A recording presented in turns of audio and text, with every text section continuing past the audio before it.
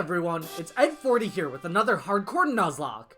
And as you can probably tell from the title, it's going to be in Pokémon Colosseum. Now, I've never seen a Pokémon Colosseum Nuzlocke before, and I've heard some people say it can't even be done. But no way to know until I see for myself, right? So even though I've kind of included this in my Snaplock Adjacent series, this won't have the same restrictions of the other ones I've done. It'll be a normal Hardcore Nuzlocke where you can only catch a single Pokémon in each area.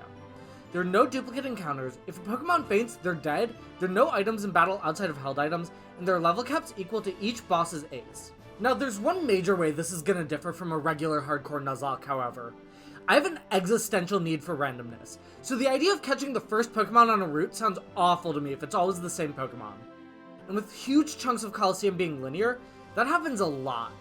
So to mix it up a little while still preserving the integrity of the run, what I did was I used the Cerebi list of in-game Pokemon, and then randomly picked one in each area I could use, giving me a total of 14 possible encounters. I thought about using Entei since the legendary dogs are like barely legendaries, and I even caught one, but I decided against it. Now, I later learned that the Cerebi list has more locations on it than the other Pokemon sites, so I'm getting a few extra encounters here. Take that as you will, but given the difficulty, I'll need all the help I can get. But with that, let's begin! Pokémon Colosseum is one of my all-time favorite games in the series, and with an intro like this, how could it not be? Seriously, I love the Alola games, but they wish their intro was this cool. We blow up a gang building, steal a snag machine, and then motorcycle away with 2 evolutions. I used to get my hair cut at one of these cool kids barbershops you'd see on Cartoon Network a decade ago, and they had a GameCube at every station, so I'd basically rotate between playing Pokémon Colosseum, Twilight Princess, and the SpongeBob movie game every time I went. As a result, the first half hour of Pokémon Colosseum is burned into my brain, so this game holds some real nostalgia for me. Anyways, I'm now at Outskirts Stand, and I'm keeping both of my starters given that this is a double battle game. I'm glad everyone here looks evil, otherwise I'd definitely look suspicious, considering they're broadcasting my crime on the news. I head on over to Phoenix City, which I adore. And while I'm fighting these bozos, I want to take a second to just say that this video took me a while to put together. There's a lot of lag here because I'm filming on a relatively weak Mac laptop. I tried to minimize it, but you're definitely going to see it here. I'm trying to find ways to make it easier, but if you've got any suggestions for how to make the process of recording GameCube games smoother on a Mac, I'd love to hear it because this was a lot. Anyways, I free the kidnapped victim and name her Ed40 Lake. I figure if it wasn't apparent that my name's a play on a food dye before, maybe this'll make it clearer. She joins my team, and we're off to see the mayor. Though not before running into a guy straight out of Kingdom Hearts first. Hello! With the guy he's taking meetings with like that, there's no way this mayor could be evil, right? And we're better than the stadium to run into my former teammates, and it's instantly clear why I left them. They're all bald, I just don't fit in. Now that I've beat them, I head back to the Outskirts Stand on the word of a random guy in the Pokemart to get some balls. This tripped me up so much as a kid. But now, I can head back and catch my first Pokemon. A group of grunts has invaded the mayor's office, for totally legit reasons, I'm sure. After crushing the first one, I've got to battle Trudely. Confusion KOs his Spinarak, and then Bite leaves his Duskull on a sliver as Makuhita comes in. She punches the air, which causes me to flinch across the room for some reason. But she's a Shadow Pokemon, so I'm gonna get her. I use a Great Ball, which is probably a waste since I'm pretty sure the catch rate here is 100%, but I didn't want to risk Umbreon getting KO'd. Now, I can get my second encounter. Right outside, there's a guard covering each exit from the city. One of these grunts has a Quilava, who I'm excited to catch. They're easily the best Johto starter line, and it's nice to finally start getting some diversity on this team. Now, I know what you're thinking. Ed40, didn't you get a Phoenix City encounter already? And yes, dear viewer, I did. But the Cerebi page I'm using classifies this as a Phoenix City Gates encounter, so take it up with them. This is gonna get real annoying once we get to Pyrite Town, my next destination. And something's up here as Mirror B's cronies freely wander the streets. Duking, the leader of the town, but apparently not the mayor, is letting them do whatever they want. Now this should be a problem, but for me, it's great because it means I can get my next encounter. By talking to Ryder Vant, I can battle him, and he's got a Shadow Misdreavus. This Misdreavus pairs surprisingly well with the Zigzagoon he has alongside her, because she can launch powerful Shadow Balls, as Zigzagoon can use Tickle to make them hit harder. I focus Umbreon on her. I promise I'll name all these Pokemon soon, by the way. There's just not a name raider until way too late in the game. But after a couple bites that I think high-rolled, Misdreavus is on a sliver and I catch her. And with that, I start doing some training. While it's nice that my Shadow Pokemon are so strong now, they won't be able to level up until I purify them. So I've got to start bulking my starters up. and in the process, I fully open Makuhita's heart and make a good chunk of progress on Quilava and Misdreavus too. And after some more grinding, I'm itching to make progress, so I head to the Colosseum, but unfortunately they've already started up. At least I can finally heal for free in town instead of crashing at the hotel. Instead, I learned that by winning there, a guy named Kale got a Shadow Pokemon. Well, let's see what's up with that. And it turns out that Kale's got a Shadow Furret. And hey, wouldn't you know it, she just so happens to be on my encounter list for Pyrite City Gates, as opposed to my Pyrite City Street Misdreavus encounter. I slowly whittle down her health and catch her. Now I've officially got a full party. After this, I finally get a glimpse of Nascor's evil plan. Give people who win in the Colosseum Shadow Pokemon, then get power? It's not really that well thought through. If everyone can get one, then what's allowing Cypher to gain power? Also, what kind of a name is Nascor? It's like his parents were racing fans, but thought NASCAR wasn't evil enough. I love the weird names in the GameCube games, honestly. They all feel like they were AI generated, right? Now I need to just heal and, could you not cut me off? I'll deal with Silva's not-so-petty theft later. I have to win at the Colosseum, so I head up there, and these battles show me that they're not at all subtle about what they're up to here. None of these battles are that interesting, honestly, but by the end, my whole party's at level 30 outside of Furret, and Quilava and Misdreavus each only have a sliver of heart opening left to go before they're purifiable. A Cypher Peon brings me into this facility to get a Shadow Pokemon before I'm recognized for unclear reasons. I'm challenged to a battle, but Quilava makes short work of the opposing Pokemon. Then Duking brings a bunch of kids into the building to ask me to save his Plusle. Is he like okay with them getting kidnapped? That seems very unwise. But here, I can get my Pyrite Town encounter. Not sure why this one's Pyrite Town and the last two weren't, but at the top of the facility where Cypher's handing out Shadow Pokemon, I fight Mirror Bee Peon Firma, who's got a Shadow Mantine. Now this fight nearly gives me a few different aneurysms. First, Furret's strength crits, bringing Mantine to the low yellow. I've got to pray now that Bite won't KO. And Mantine survives in the red. God, Umbreon being trash offensively finally saved me here. And in the process of chucking balls though, Furret gets taken to the red. I swap into Misdreavus, who gets hit to the low yellow. Finally, I just give up and switch to Espeon. With that, Mantine gets got, and my evolutions can combine to get rid of the rest of Firma's team. This lets us free Silva, who I guess was just trapped up here. If only he'd coordinated plans with me first. He didn't need to do any of this. I decide to swap Mantine into my party for Misdreavus, and then get my fourth Pyrite encounter on the roof of this building. Here, I fight Hunter Dokkan, who's guarding Pyrite Cave, and has a Shadow Qwilfish. This fight starts out rough, as Espeon instantly gets sent to 1 HP. Well, let's get him out of there. Furret also gets poisoned, so I decide to bring in Mantine for the first time. Meanwhile, I also decide to confuse Qwilfish, as she starts setting up double teams so that I can hopefully get some passive damage. And this works! She hurts herself, and I catch her without too many headaches. After that, I just swap Furret back in and go to town. I swap out Quilava for Qwilfish right after that. Qwilfish probably isn't going to be on my team long term, but she matches up much better for Mirror Bee, so she's coming with. And now, it's time to go into Pyrite Cave. It's a weirdly high up place for a cave, but that doesn't matter, because here, I can get my 5th Pyrite encounter. Doesn't this just feel wrong? I fight Rider Sosh, who's got a Dunsparce who I wound up catching pretty quick. Now, I haven't shown my randomization process for any of the videos in this series. Partially because it's a little weird. I've got a really bad habit of randomizing everything I do 4 times on random.org for the final result. And partially because I do this part of the process pretty far in advance. I think I did this one after I finished the Fire Red run in August.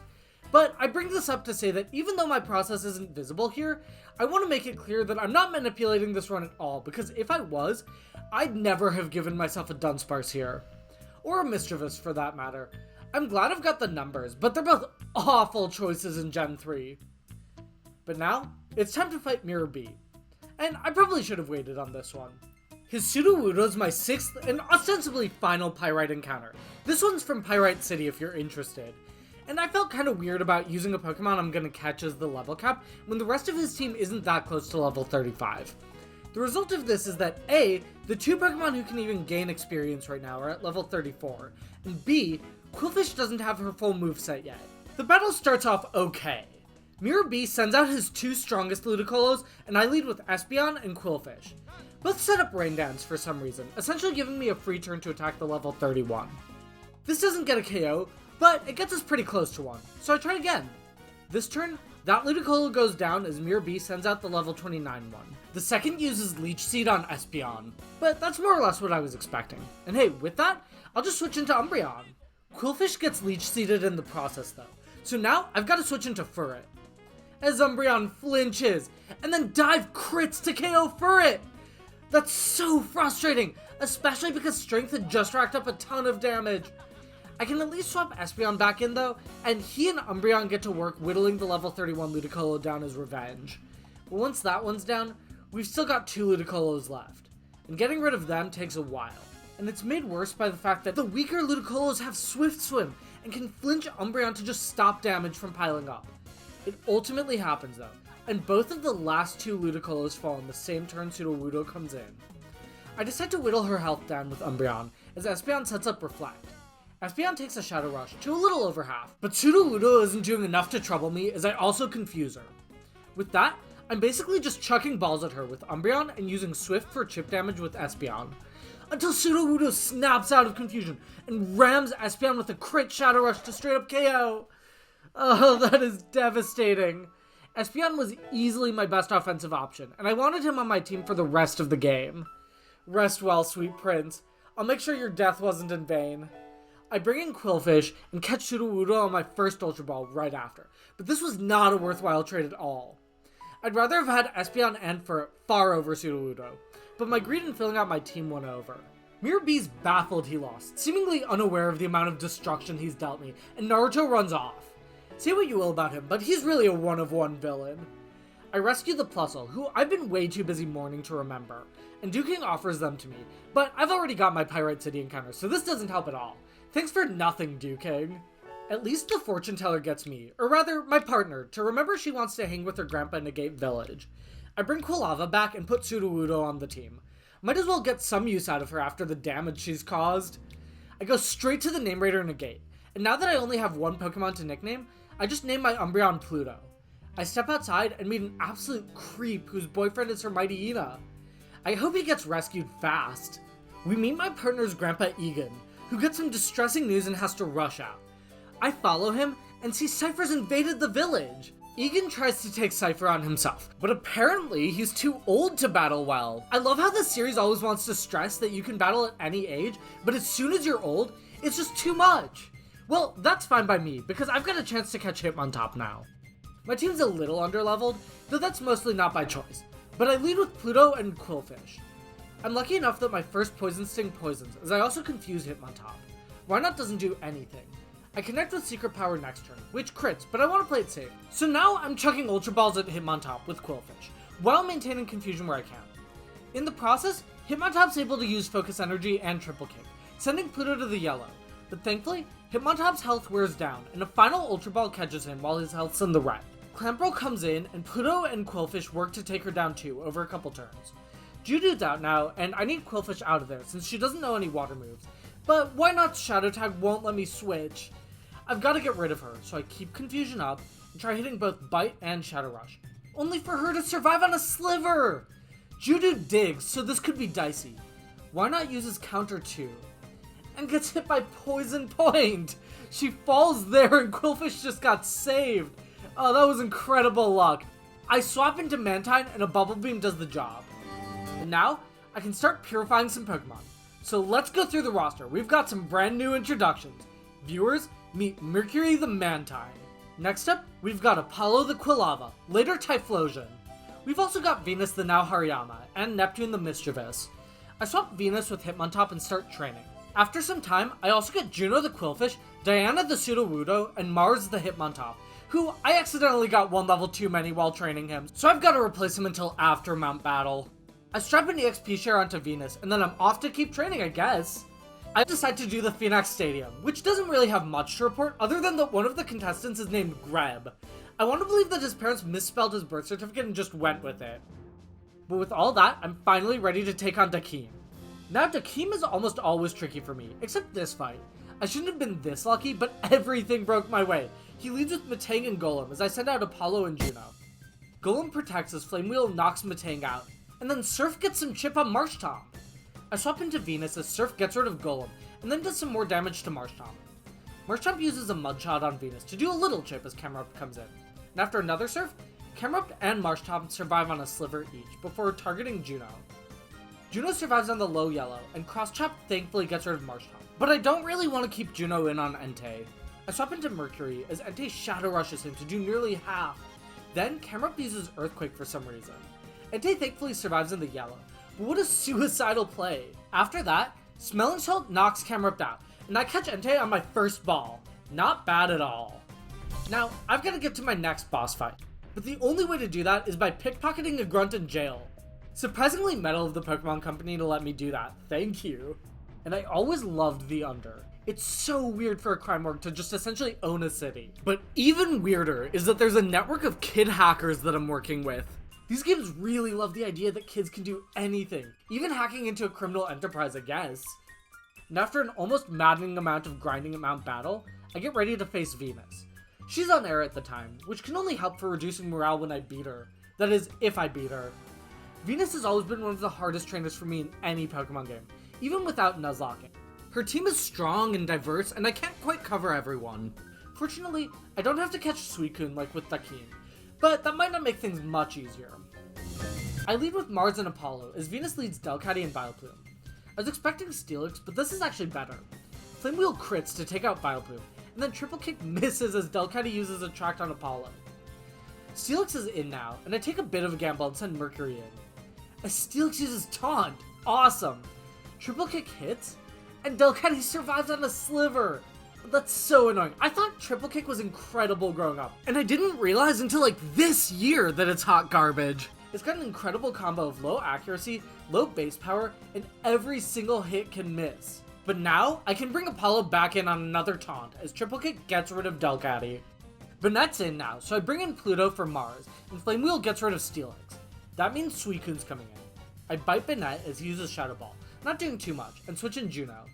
But then, as I go to KO Banette, he Shadow Balls Juno, which crits, KOing instantly. That's brutal. I didn't think I'd need her much going forward, but what a rough way to go. I send Mercury in and slowly whittle Suicune down until they faint, beating Venus. She's embarrassed enough to escape, and I'm happy I beat her in a single attempt, even if I lost a really cool Pokemon in the process. I'm not too worried about finding a Pokemon to replace Juno though, when I could just get my next encounter right here. As Venus escapes, I chase after her, and end up fighting bodybuilder Lania along the way. She sends out a Shadow Piloswine, who even though he nearly takes out my entire team, I catch. Piloswine is one of my favorite evolutionary lines, so this works out great for me. He does have a plus special defense minus special attack careful nature, but I'm hoping I can train him up enough in special attack to offset it. I name him Saturn. After playing the weirdest game of tag with Venus, I find the key she was trying to hide from me and just go to the secret lab. I also get the black glasses here, which are going to be quite useful for Pluto. After taking the train over though, these grunts decide to just blow up the lab. What's the point of that? They leave the key to the lab on the other side though. They're such amateurs. But now that I've got the key, I can go into the Shadow Lab where I fight researcher Lethko. And after getting rid of his Magnemite, he sends Chinchou in.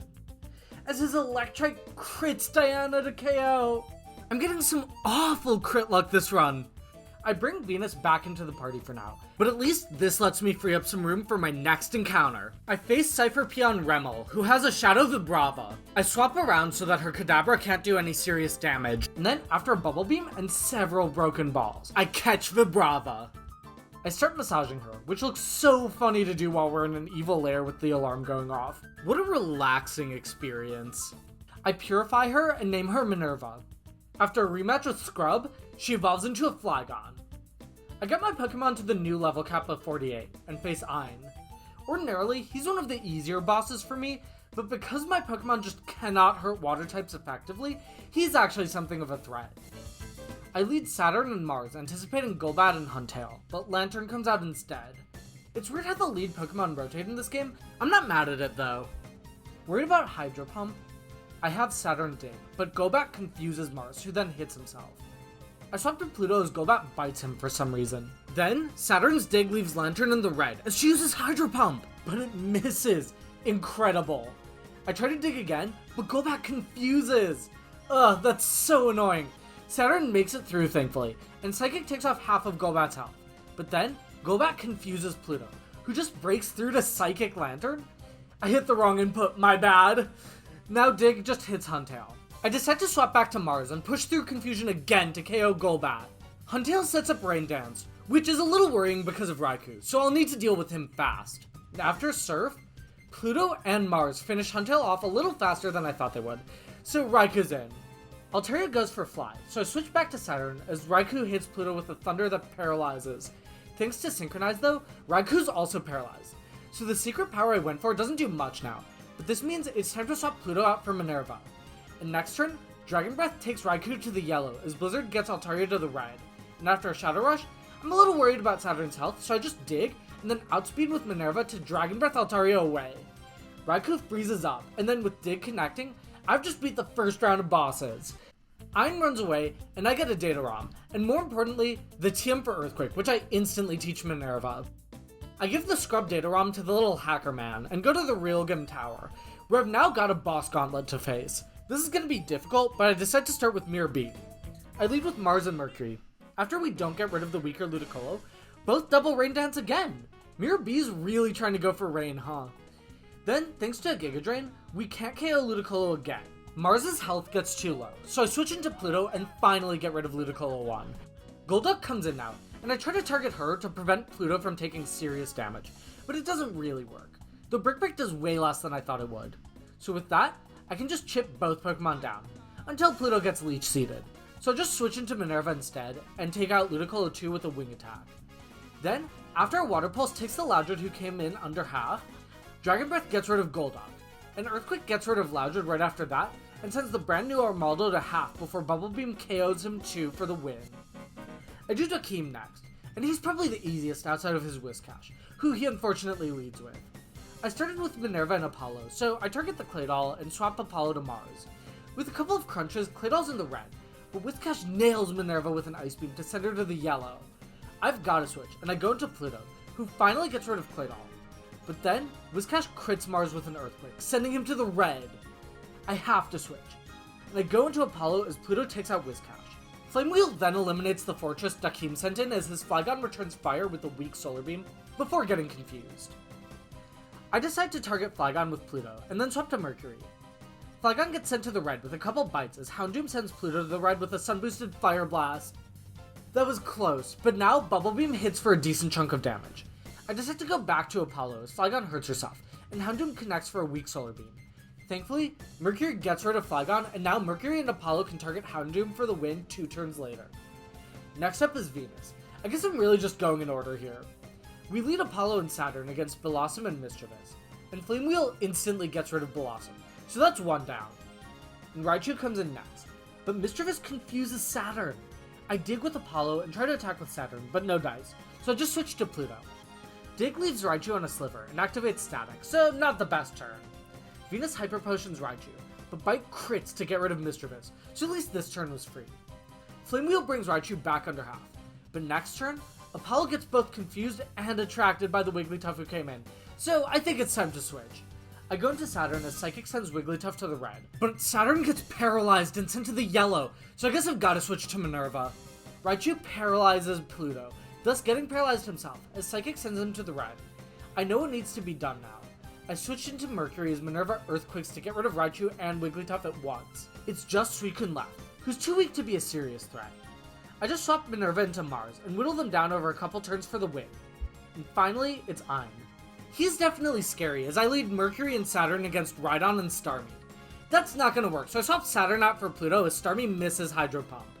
Nice. The Rhydon protects, so I can't get off any damage anyways. But then, a Bite sends Starmie to half, and Bubble Beam KOs Rhydon, as Starmie helps by setting up Rain.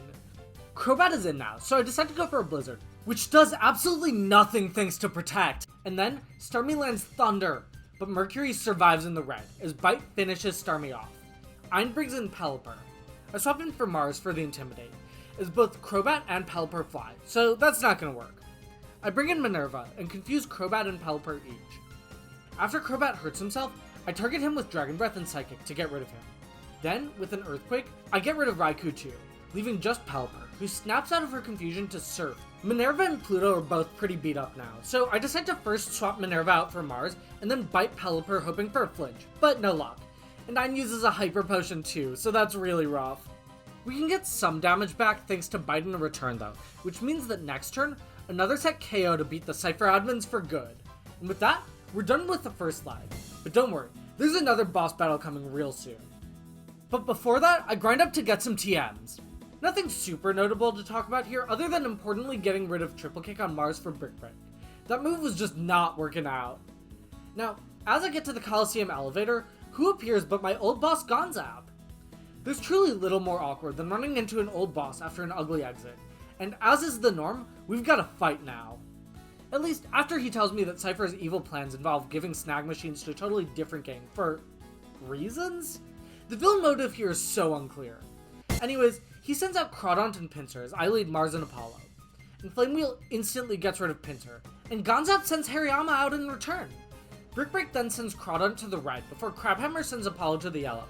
I swap into Mercury, who takes a weak Brick Break, and then get rid of Crawdont. Shiftry's in now, so it's another good matchup. And after Wing Attack takes some chip off Hariyama, Brick Break one-hits Shiftry. Skarmory's out too, so I switch into Minerva, who takes a weak Steel Wing, and Bubble Beam Hariyama. Next turn, I get a lucky Paralyze on Skarmory with Dragon Breath, and with the Wing Attack, it's just Skarmory left. Another Bubble Beam sends Skarmory to a quarter as I switch Apollo back in. And then, one Flame Wheel gets the final win. So now, I've got a bit of cap space before taking on the final gauntlet. I use some of it to get the TM for Solar Beam, but this doesn't actually help me any, because I learned Apollo can't learn it. This at least gives me the TM for Giga Drain, which I give to Minerva, but it takes up some valuable experience space I could have used to grind in Mount Battle for better moves. As a result, the only other thing I get is Flamethrower for Apollo. I decided to set my cap at level 56, the level of Nascor's team. Now, the final boss's levels are considerably higher than that, so I'm doubtful I can make it through without any sacrifices. But my hope is that edging my Pokemon outside of Mercury up to the cusp of level 57 will do enough to put me over the edge. So here I've got to fight 4 trainers before the last 2 bosses.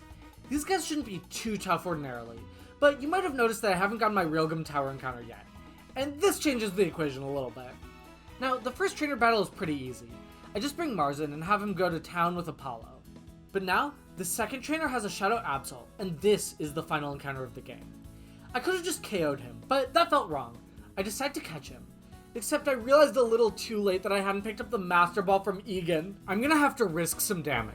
But after Pluto uses Secret Power, this guy's Sharpedo Earthquakes! Pluto takes a little damage, but he's tanky. Absol gets sent to the red. And after I can't catch him, Shadow Rush Recoil sends him to a Sliver! I have to switch Minerva out, but on the same turn, I catch Absol. And that's all my encounters down. Other than Saturn and Apollo getting beat up pretty badly by the final fight, the rest of the Grunt Gauntlet is a cakewalk. And finally, with all that, I can battle Nascor. My team's actually rested up too, so I get to start this fight off fresh. He leads with Dusclops and Blaziken as I dig with Apollo and bite with Pluto. This winds up getting rid of both in 2 turns, as Nascor sends in Walrein and Gardevoir. I decide to switch Apollo into Mars, who pretty instantly gets taken to the red from Psychic. Don't know what I was thinking there. I switch him into Mercury, who gets taken under half after Walrein and Gardevoir tag team him, and then bite Gardevoir, taking him to half.